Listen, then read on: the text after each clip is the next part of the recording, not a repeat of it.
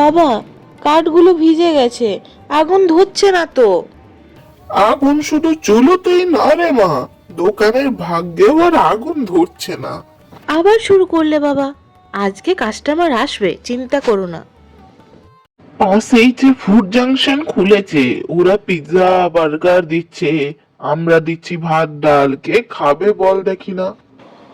কাকু, তোমার দোকানের ওই ডাল ভাত আর সাথে গরম গরম ডিম ভাজিটা দিয়ে দাও দেখি। আহা হা, কি যে স্বাদ লাগে!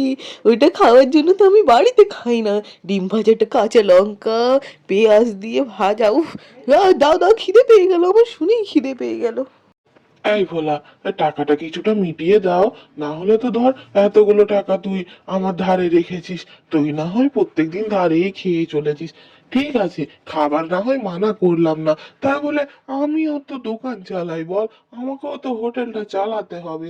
এইভাবে ধারে দিনের পর দিন আর কতদিন খাওয়াবো বাবা, আজকে কিছুটা টাকা মিটিয়ে দে। তুমি একদম চিন্তা করো না কাকু, আজকের মতো আমাকে খাইয়ে দাও, আমি ঠিক টাকা মিটিয়ে দেবো। আর তুই চিন্তা কেন করছো? তোমার দেখবে না এমন চমৎকার হবে হোটেল, একদম রমরমিয়ে চলবে। দাও দাও দাও, ডিম ভাজা ভাত ডাল, আর পারলে ওই একটু আচারটা দিও তো, গাজরের আচার কি যে ভালো লাগে খেতে। দাও দাও দাও, ঝটপট দাও।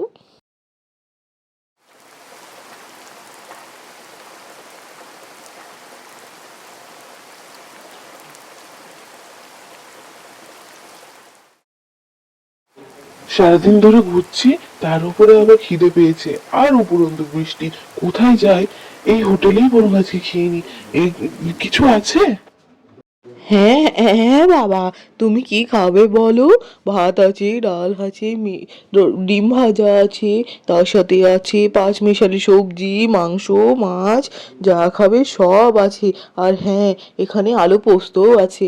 নাও নাও, তুমি কি খাবে? বসো, এই বৃষ্টিতে বাইরে দাঁড়িও না, এসো এসো, ভেতরে এসে বসো। খাবারটি খেতে খেতে ছেলেটির চোখে জল এসে যায়।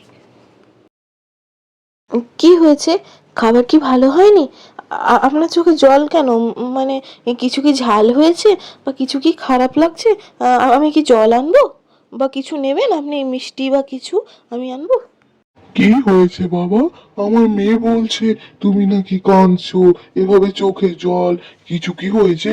রান্না কি ভালো হয়নি? না না, তোমায় টাকা দিতে হবে না যদি ভালো না লাগে। না না না, তেমন কিছু না, আসলে এই রান্না খেয়ে আমার মায়ের কথা মনে পড়ে গেল, ভীষণ ভালো রান্না হয়েছে, আজকের মতো আমি চললাম।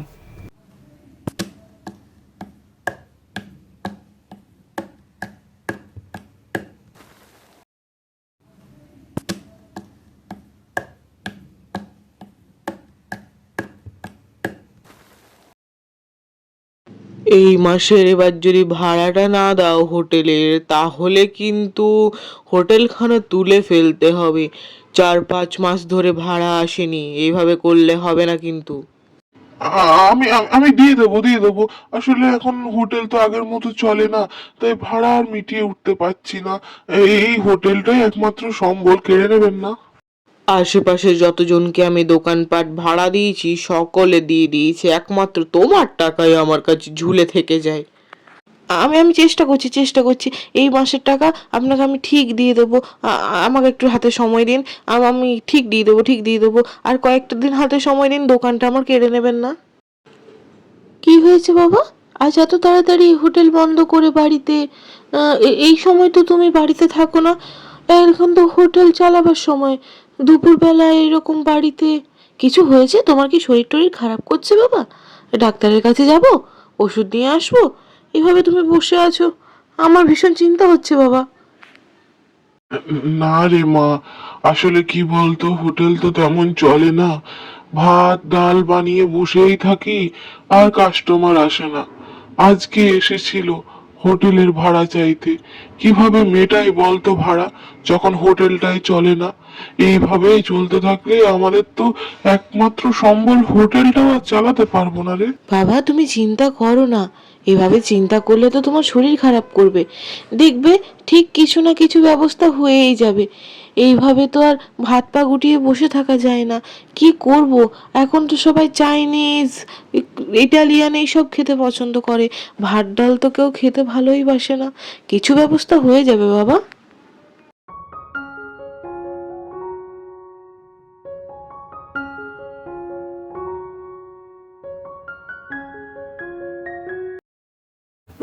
তুমি বলো বলো কি খাবে বলো, অনেকদিন পর তো এলে, কি দেবো বলো? দোকানপাট তো এখন আর সেরকম চলে না, তাই কিছু মাত্র জিনিসপত্র আছে, কি খাবে বলো? হ্যাঁ, আসলে আসতে একটু দেরি হয়ে গেল, আর কিছু না, তো বিকেল দিক তো আর ভাত খাবো না। আপনি বরং এক কাপ চা দিন, দুটো বিস্কুট দিন, সেই করেই খাই। বেশ ভালো বানাই কিন্তু আপনি, আপনার রান্নাগুলো অসাধারণ। আসলে কি বলতো, এবার মনে হয় দোকানখানা বন্ধ করতে হবে। এই দোকানের ভাড়া মিটিয়ে উঠতে পারছি না। আশেপাশে তো বললামই এত হোটেল, মানে এখন আর ভাত ডাল কেউ চাই না, সে ভালো রান্না করেই বা যায়। সে কি কথা, এই গ্রামের মতো একটা জায়গায় বাঙালি হোটেল চলছে না? এ তো বড় অদ্ভুত ব্যাপার। তার উপরন্তু আপনার রান্না এত ভালো, এইভাবে কিভাবে, মানে অবাক লাগছে শুনে। মানুষের মন পাল্টেছে, মানুষের মুখের স্বাদ পাল্টেছে, মানুষের রুচি, আচার আচরণ সমস্ত কিছুই বদলাচ্ছে। এখন কি আর সাদামাটা জীবন কেউ পছন্দ করে?